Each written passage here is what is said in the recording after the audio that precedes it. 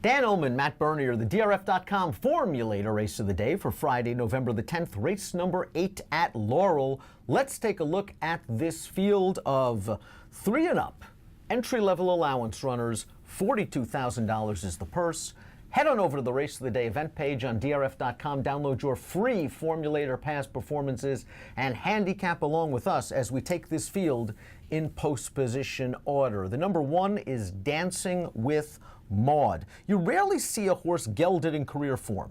Yeah. Dancing with Maud has won 2 out of his last 3 races. Solid enough second-place finish in his most recent start. He's been away for a while. He returns as a gelding. Hey, he's been gone for a while. That's got to be a concern. You look at the numbers for the trainer, Tim Keefe, off of 6+ month layoffs. Not very good, 2 for 38. But I kind of look at it and say, when we saw this horse, and keep in mind, this was early in his 3-year-old campaign, his figs were comparable and competitive with many of the older horses in this spot. You look at some of the company that he was keeping, decent enough horses, 75 buyers, 80 buyers. I don't know. I mean, if he comes back and he's ready to run, I think he's got a chance. He finished directly ahead of a runner that came right back to win at this level with an 86, then finished second in a 2X at Laurel with an 82, then ran third in a 2X at Delaware with an 82. So he was facing some legitimate competition. Steve Hamilton had his choice between the 1 and the 8. He chooses this one, Dancing with Maud. And I know this is probably something that doesn't really matter, but I always find it a little bit curious, and I don't know what Dance with Raven stands for, but at one point they thought enough to pay $55,000 for this horse. The gelding doesn't bother me because he doesn't have a sexy pedigree and he wasn't going to go stand anywhere, but you know, I think that clearly if he comes back and he's ready to run, I think he's got a chance. And he has speed, tactical speed. Yeah. The Timeform US Pace Projector has him up front. Not a bad place to be when you note that blue bar, which signifies this race might favor horses on or near the early lead. And Dancing with Maud, fresh off the layoff, figures to be hustled out of there. The number 2, Miner's Quest. Miner's Quest has been campaigning recently on the turf, but the last time he ran on dirt was way back on June 24th,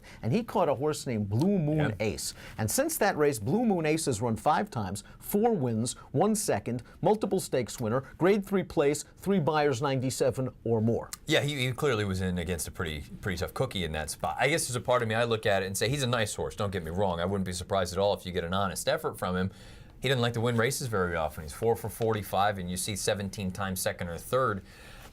He's the kind of horse I would like to use underneath. I think he's kind of a suck-up special. Not sure his closing style really is going to play to this race, especially if the Timeform US Pace Projector is right, because he really likes to take back and make one run. The 3 is Concordia's Way. Concordia's Way exits a live race on August the 6th. 4 next out winners, including Hickory Hill, who finished first in that race. That horse came back to win a 2X at Timonium with an 83 buyer speed figure. Concordia's Way is real solid. You know what you're going to get. Buyer, low to mid, high 70s. Is that good enough to win this race? I think it puts him right there anyway. I don't know if it's going to be good enough to win, and I also wonder with the running style, you alluded to the pace projector, if things don't heat up, maybe he's up against it. But you brought up the 83 buyer for the winner next out.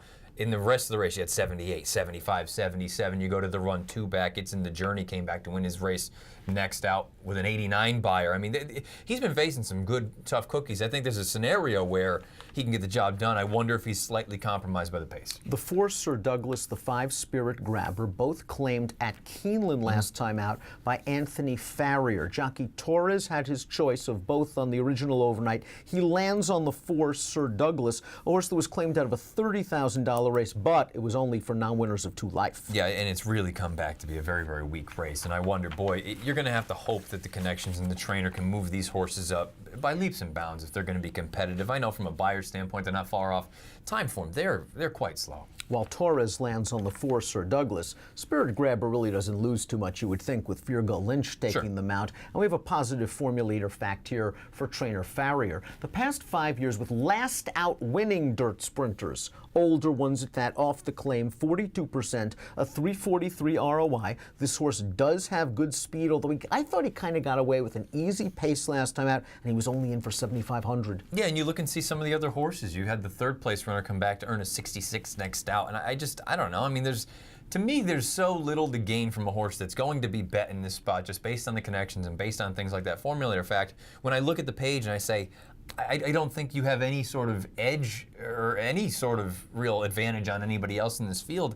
I think you should probably float up from that 5-1, and he might float down. The 6, Jolly's Calling, is a very lightly raced 3-year-old. Now, the last time he stepped on dirt, He won his maiden, although that race was over a sloppy track. He was far from embarrassed in 3 starts over synthetic at Presque Isle Downs, finishing 4th behind a horse that came back to earn a 74 Beyer speed figure. He's got a little bit of speed, but he has some things to prove. Yeah, I think you're going to need to send if you're Trujillo. You got to make sure that you try to clear off to the front. The concern I have is his only victory came on a sloppy wet track, and I just wonder overall, is he quite this good? Trainer Jeff Runco put blinkers on the 7 Lewis field 2 starts back at Charlestown. He won by 20 lengths. Then he came back at Laurel. He was facing slightly tougher competition at 10-1, and he didn't win that race like a 10-1 shot. He stalked on the outside. He took over on the turn. He kept on going. He got a fig in 84. The main concern is that field has not come back good. No, it hasn't. The runner-up came back, earned a 68 Beyer. The third-place runner came back to earn a 65. That field he beat at Charlestown 2 back was just horrific, a terrible, terrible field. The question I have for you, and the thing that I had a hard time deciding from a Beyer standpoint, from a time form standpoint, he has the highest figs in the last race.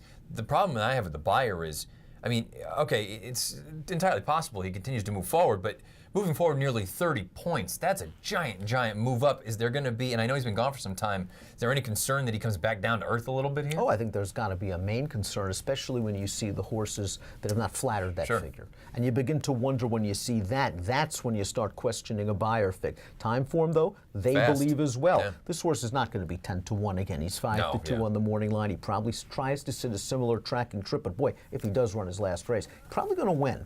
Adversary is the 8, and again, Hamilton had his choice on Adversary. J.D. Acosta takes the mount here. This is a horse going turf to dirt, and 2 starts back, he tried the same move. He ran into a horse named Warley, who's solid, came back to run an 80 Beyer speed figure, went 3rd for the 2X. Adversary, to me, is the kind of horse, you give this horse some pace, he'll come running. Yeah, if you give him some pace. I just don't know how fast they're going to be going, and again, we talked about the pace projector. If you believe that, then he's probably not going to get the sort of stuff that he needs to really run at. I guess if I were going to use him, it'd be underneath only, but that would be just in the very sort of backup kind of tickets. Picks for Laurel, race number 8, Formulator Friday, race of the day, Dancing with Maud, down on the inside, going to show some speed, just a solid, consistent runner. And I kind of feel like if this horse, just with that natural progression of age and development and maturation, if he takes any sort of step forward, I think he's a giant, giant player in here. From the inside, it's going to be up to Hamilton to work something out, because I don't know that I want him setting the pace. I wouldn't mind him sitting just off of somebody, but I think he's got a chance. 1-3-7-2 for Matt. I'm hoping Andy's right with the 7 Lewis field. Just I was taken visually with the way he won that race. He dusted the favorite that he was pressing and just kept on going nicely. 7-1 for me in the Friday Formulator race of the day. If you're betting that Laurel Friday card from home, you know what to do. DRF.com/fall 300 promo code, and you're rewarded instantaneously with a $300 sign-up bonus. Approximate post time for race number 8 at Laurel on Friday, 4 o'clock Eastern. Good luck.